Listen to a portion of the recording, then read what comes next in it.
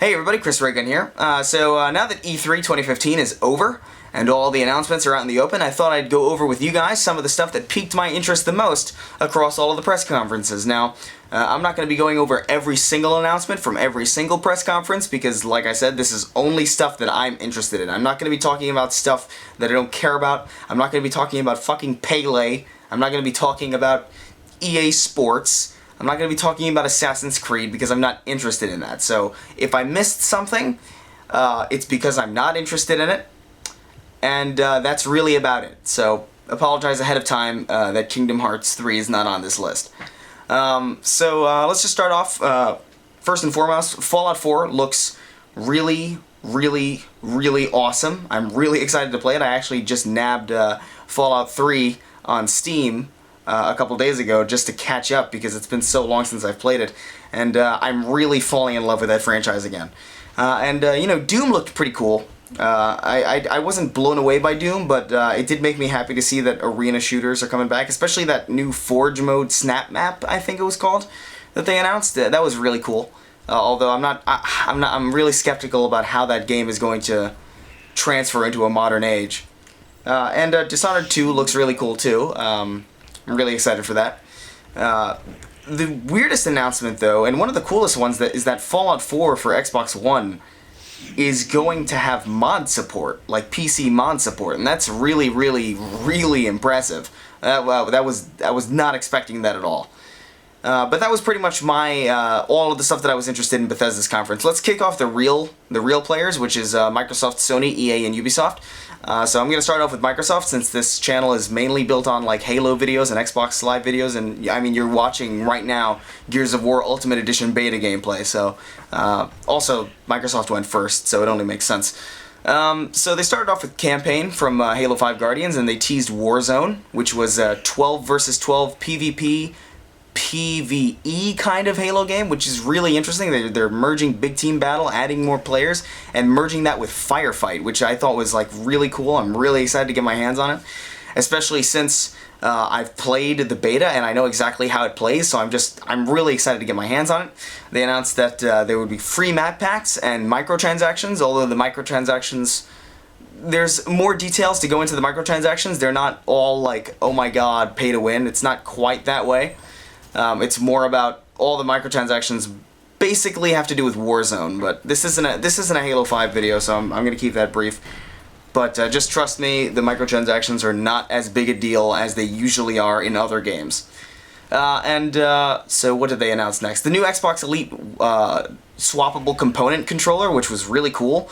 Although it is $150, so that's kind of a steep price point, though at the same time, it is made out of like really high-end material, like stainless steel and all that, and it kind of makes sense for Microsoft to get into the high-end controller business, since third parties have been taking advantage of that entire market for quite some time. So I'm probably not going to pick that controller up anytime soon, but it's great to have that option available for pros and people who are really interested in that kind of thing. And of course, Gears of War 4 Ultimate Edition, and Gears of War 4 and Gears of War Ultimate Edition were announced, and that's all cool. It's really all more of the same, more Gears of War is basically what it is. Nothing really impressive about it, but at the same time, it was kind of nice to see Gears of War back, because I actually really miss these games. Yeah, so that was all that about Gears. They showed Recore, which was a game by Keiji Inafune, co-creator of Mega Man, so that was really cool. We don't know anything about how the game is, but if it's anything like the teaser trailer, it should be fairly interesting. They showed HoloLens too, which initially I was kind of skeptical about, but now I'm just really kind of excited to get a chance to try it out. They showed Tomb Raider, which of course looks great as always. They had a rare classic collection of games, Banjo-Kazooie and Conker's Bad Fur Day and all that jazz. Really excited to play that. And they also announced a new game from Rare, Sea of Thieves. I don't know how to feel about that game yet, because they just sort of showed kind of, I don't want to say a teaser trailer, it was more like concept gameplay.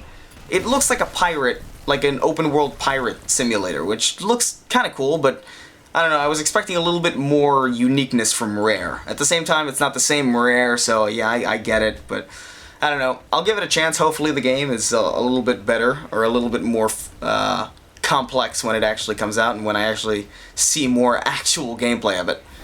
And the biggest announcement, I thought, from that entire press conference was backwards compatibility, and that's a huge deal. The ability to transfer all of your disc-based Xbox 360 games and all of your digital Xbox 360 games to Xbox One is a huge deal.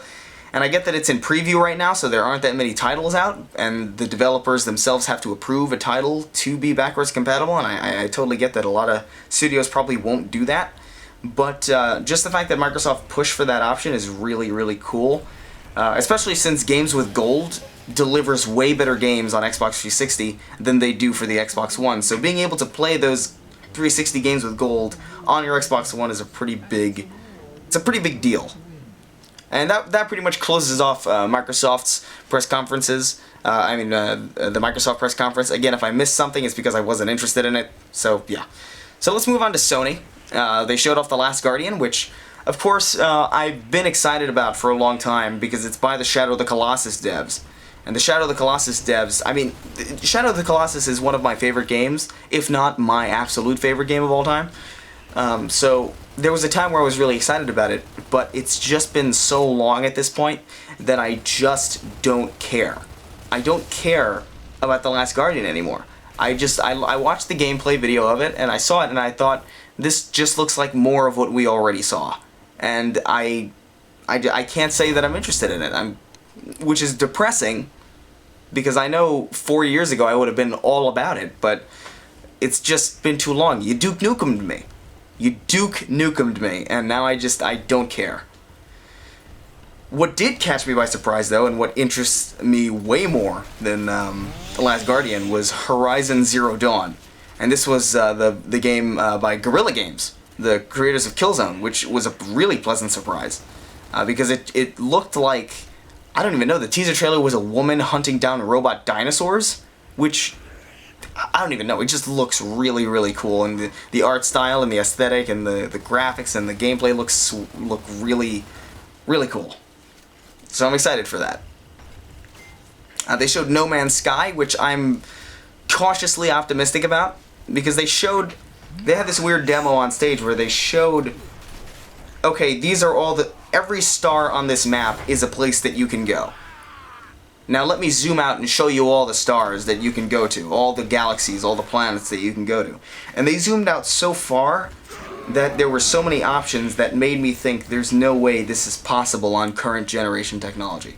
There is no way that each of those planets is going to be unique in any way. I feel like because of the type of game it is, because it's modular and because it's procedurally generated, you're going to end up going to a lot of planets that look pretty much exactly the same, minus one or two different kinds of plant life, maybe a different skybox, maybe different colors for different things. But I feel like ultimately this game, I don't know, I think it's going to be the next Spore, where it's over-promising on what it can actually do. And I don't know, I'm cautiously optimistic. I'm excited to play it. I like the idea of space exploration and, discovering new worlds and new alien life. But I'm really skeptical on the scale. And I think ultimately, if it fails, it's going to be the Spore of this generation, which hopefully that doesn't happen. And the next big thing that caught my attention was the Final Fantasy VII Remake. Now, if you know me, you know that I really hate Final Fantasy. I honestly do. I hate how often that franchise is milked. I hate that there's a remake of nearly every single game every 2 years. I hate that there are numbered sequels to numbered sequels. I hate that the plot lines are often convoluted. But Final Fantasy VII was one of the few Final Fantasy games, if not the only Final Fantasy game, that I absolutely loved. I don't know what it was about it. Maybe it was the music. Maybe it was just the gameplay. Maybe it was the inventory system. I don't know. But Final Fantasy VII holds a pretty special place in my heart, and I only played it recently. So, I'm really excited to be able to play that game with modern graphics. Hopefully they don't mess with the core gameplay too much, and if they do, hopefully they don't change anything to be more politically correct, or hopefully they don't change anything to I don't know, I just hope the magic is still there. And the last thing that they showed that interests me was Uncharted 4, which was, in my opinion, the Gears of War 4 of their conference. It's basically what everybody wanted, what everybody expected, nothing mind-blowing. It was just like, oh, that's more Uncharted, that's more Gears of War. You know, it was a safe way to close a conference. And you know, EA showed the new teaser for Microsoft. EA showed the new teaser for Mass Effect. So that was interesting. They didn't show much about it. It was just a teaser, but you know, it's always cool to know that there's more Mass Effect on the way. They showed Star Wars Battlefront gameplay, which looks really incredible, and they showed Unravel, which actually looks to be a pretty fun and unique game. That we couldn't stop laughing at that poor guy because he was shaking like an elderly woman trying to lift a cup of coffee. But that game actually genuinely does look like there's a lot of passion behind it, and it does look like there's a lot of unique gameplay elements behind it, so I'm pretty pumped to play it. And Ubisoft showed off For Honor, which looked to me like a third-person kind of Viking, knight, samurai MOBA? I'm not really sure what to make of it, but it looks pretty cool. And that was pretty much everything that I was excited about at E3. Nothing that Nintendo showed was even remotely interesting. I get that a lot of people are excited for Kingdom Hearts, but I didn't grow up with Kingdom Hearts, I'm sorry. So if you were expecting to hear me talk about that, I apologize for disappointing you.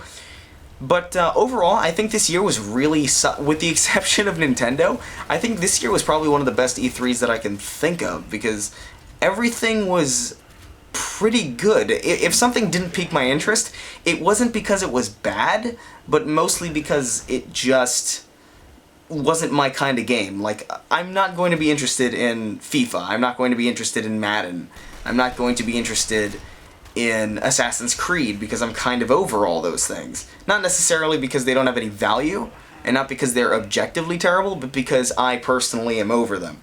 The only thing that was objectively bad was Nintendo. Nintendo was awful by every single account. They showed a Metroid game that wasn't really a Metroid game. They showed a Star Fox game that looked like an up-resed 3DS title. They showed an Animal Crossing that looked like a GameCube game. There was nothing there that anybody in their right mind would be excited about, except for maybe the Zelda game. Maybe. And I'm only saying that because A Link Between Worlds was actually pretty good. So if they have a similar team behind that, then maybe that game will be good. But Nintendo really screwed it up this year. And I don't know, Nintendo's in a really weird position where I think they might be going the route of Sega if they don't step things up. I mean, the Wii U's only in its third year and they're already making a new console. And that's probably why this year was so content light, because they're trying to focus on the next generation Nintendo, but they don't want to announce it because they don't want Wii U owners to feel like they got screwed out of their Zelda. But, you know, everybody else was solid. I think when you ask the question, who won E3 this year, I don't think there is an answer. Because I think there's certainly an answer to who lost, and that's Nintendo, and maybe EA, maybe Ubisoft, but Microsoft and Sony, for the first time in a long time, I felt like they really knocked it out of the park. They showed things that people were excited about, they showed things that were really cool, they showed stuff that was genuinely unique, like HoloLens and that Dream game from Media Molecule. So yeah, I thought this year was great. I'm really excited to play these games. I'm really excited to get a chance to play all these brand new... Oh, I can't believe I forgot this. They showed The Taken King for Destiny, which I'm pretty excited about because I actually enjoy Destiny. I know, fuck me, right? But yeah, so that's pretty much it. Anyway, so yeah, my name's Chris Raygun, and those are my thoughts on this year's E3, and I'd like to hear what you guys thought about it, so in the comments below, let me know what you guys thought. Did Microsoft have a good conference? Did Sony have a good conference? Did you actually like Nintendo? What stuff were you interested in that I didn't mention? Just leave all that stuff in the comment section below. I love interacting with you guys, and that'll be that. I'll see you guys next time.